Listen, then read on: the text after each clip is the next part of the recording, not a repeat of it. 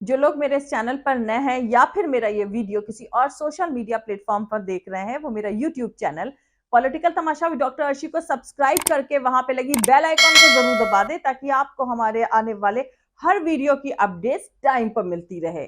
और दोस्तों, अगर आपको हमारे वीडियोस इंफॉर्मेटिव लगते हैं, आपको हमारा काम पसंद आता है, तो आप अपने इस चैनल को सपोर्ट कर सकते हैं इसके पेट्रॉन बन करके। पेट्रॉन का लिंक इस वीडियो के डिस्क्रिप्शन में दिया गया है, जिस पर क्लिक करके आप पेट्रॉन बन सकते हैं। और एक और तरीके से आप अपने इस चैनल को सपोर्ट कर सकते हैं, वो है इसकी मेंबरशिप लेकर के। और मेंबरशिप का लिंक भी इसी वीडियो के डिस्क्रिप्शन में डाल दिया गया है, जिस पर क्लिक करके आप मेंबर बन सकते हैं। तो चलिए आज के सियासी तमाशे के सफर को शुरू करते हैं।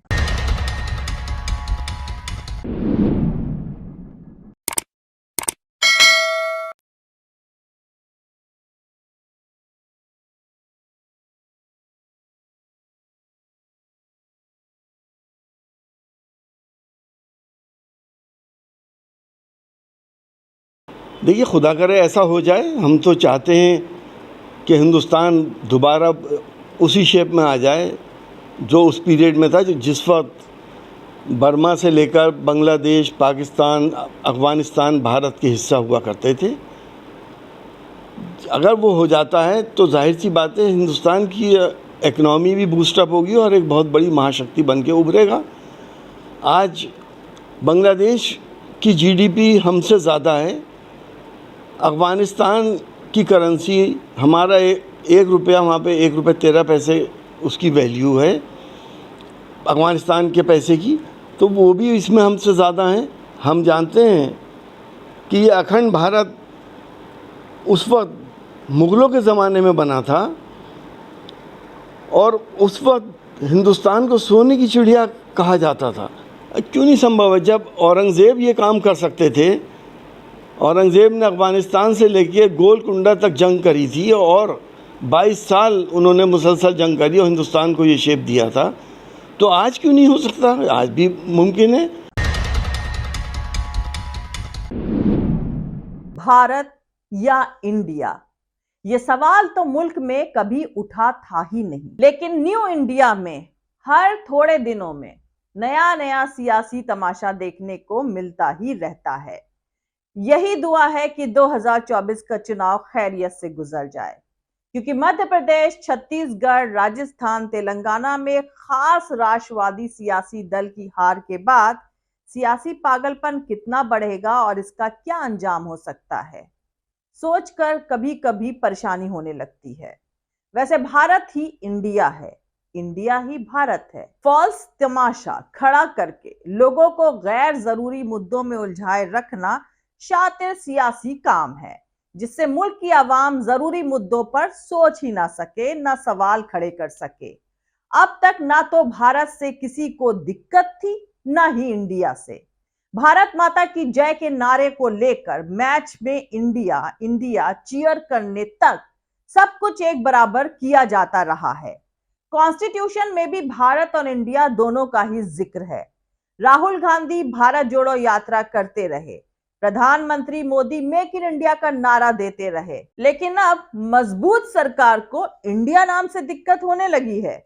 और ये सब हुआ है ऑपोजिशन के गठबंधन के बाद से, जब ऑपोजिशन का शॉर्ट फॉर्म इंडिया बना।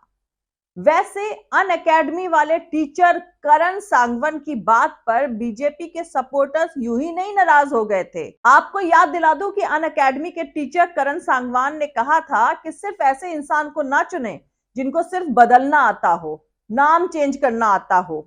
Make your decisions properly. खैर दोस्तों, एक बार नरेंद्र मोदी ने कहा था कि वो गधे से प्रेरणा यानी इंस्पिरेशन लेते हैं। अब नितिन गडकरी कह रहे हैं कि अच्छे घोड़ों को नहीं मिल रही घास और गधे खा रहे च्यवनप्राश। और आखिरी में नितिन गडकरी जी ने ये कहा कि समझदार को इशारा ही काफी है। अब गडकरी जी किस शख्स के रेफरेंस में ये बात कह रहे हैं उसका मुझको तो कोई आइडिया नहीं है, लेकिन आप लोगों को अगर समझ में आए तो कमेंट बॉक्स में लिखकर जरूर बताएं। वीडियो देख लें दोनों का, मतलब मोदी जी और नितिन गडकरी जी का। गधे उधर गधे, सब तरफ गधे ही गधे, अच्छे घोड़ों को नहीं है घास और गधे खा रहे च्यवनप्राश। समझने वाले को इशारा काफी होता है।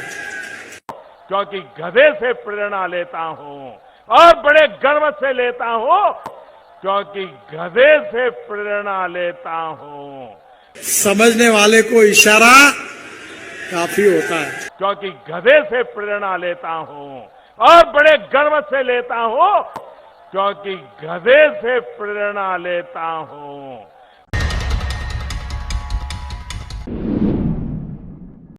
दोस्तों, पूरा मुल्क इंडिया बनाम भारत में उलझा हुआ है।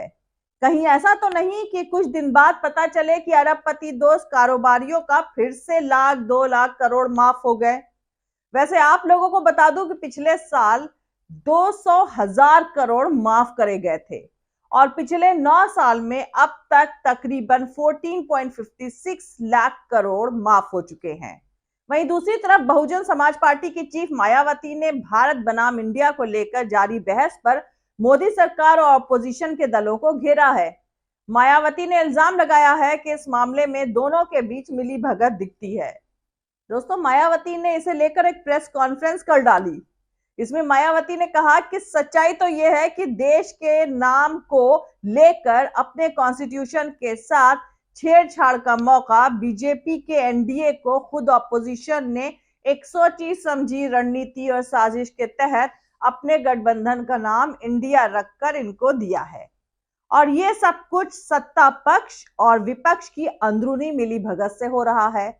इसकी जितनी भी चर्चा करी जाए वो कम है। इंडिया देश का चिर परिचित व गरिमा में संवैधानिक नाम है तथा परम पूज्य बाबा साहब डॉक्टर भीमराव अंबेडकर के इस पवित्र मानवतावादी व जन कल्याणकारी संविधान से अपने देश के सभी जाति एवं धर्मों को मानने वाले लोगों का अपार प्रेम, बेहद लगाव एवं सम्मान है, जिसे बदल के व छेड़छाड़ आदि करके इनकी भावना के साथ कोई भी खिलवाड़ करना क्या ये उचित व न्याय संगत है?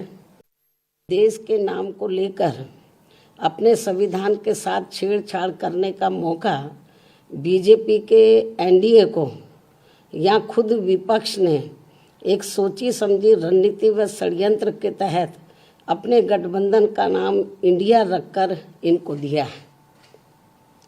या फिर ये कहा जाए ये सब कुछ सत्ता पक्ष व विपक्ष की अंदरूनी मिली भगत से हो रहा है, इसकी भी आशंका है।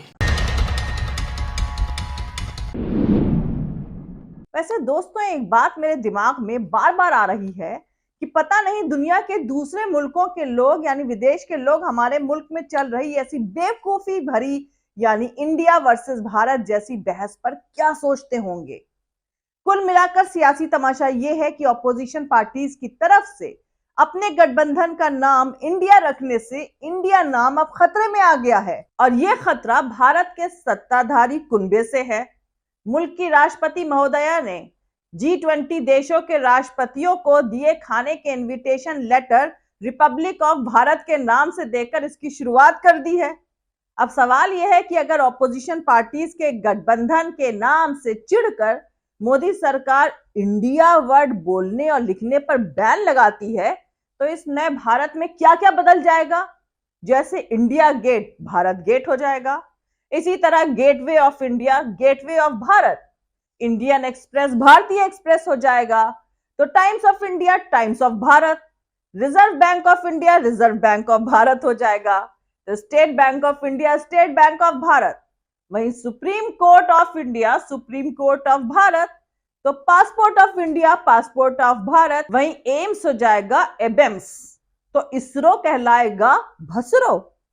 खेलो India, incredible India, stand up India, digital India, startup India, skill India, invest India, fame India और फिट इंडिया जैसे सैकड़ों हजारों सरकारी इंस्टीट्यूशंस और तमाम स्कीम्स के नाम बदलने पड़ेंगे।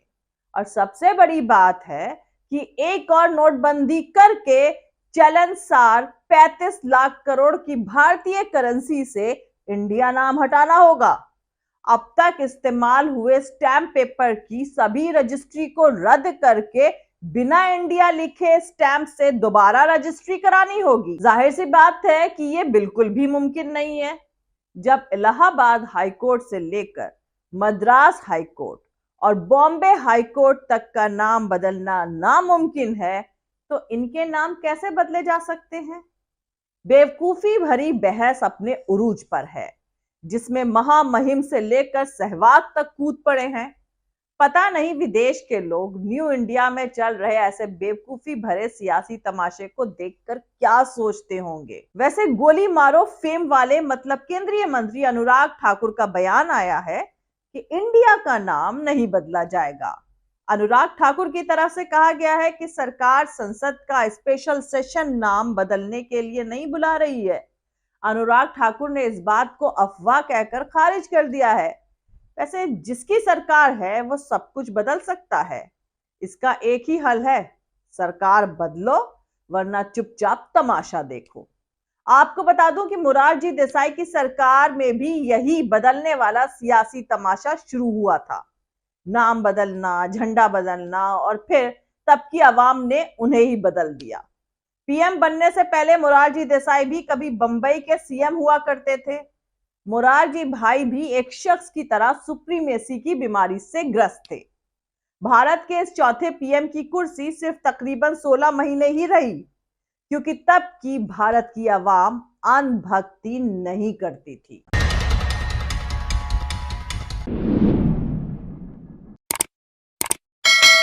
मिलते हैं अगले वीडियो में किसी दूसरे नए सियासी तमाशे के साथ। जय हिंद, सत्यमेव जयते, अल्लाह हाफिज। दोस्तों, हमारा पूरा वीडियो और दूसरे और वीडियोस देखने के लिए हमारा YouTube channel political Tamasha with doctor Arshi को सब्सक्राइब करके वहां पे लगी बेल आइकॉन को जरूर दबा दें, ताकि आपको हमारे आने वाले हर वीडियो की अपडेट टाइम पर मिलती रहे। और दोस्तों, अगर आपको हमारे वीडियोस इंफॉर्मेटिव लगते हैं, आपको हमारा काम पसंद आता है, तो आप अपने इस चैनल को सपोर्ट कर सकते हैं इसके पेट्रॉन बन करके। और पेट्रॉन का लिंक इस वीडियो के डिस्क्रिप्शन में डाल दिया गया है, जिस पर क्लिक करके आप पेट्रॉन बन सकते हैं। और एक और तरीके से आप अपने इस चैनल को सपोर्ट कर सकते हैं, वो है इसकी मेंबरशिप लेकर के। और मेंबरशिप का लिंक भी इसी वीडियो के डिस्क्रिप्शन में दिया गया है, जिस पर क्लिक करके आप मेंबर बन सकते हैं। और आप हमें फॉलो भी कर सकते हैं हमारे ट्विटर, इंस्टाग्राम और फेसबुक पेज पर। मेरा ट्विटर हैंडल है @arshi Aziz Khan. Thank you. मिलते हैं अगले वीडियो में।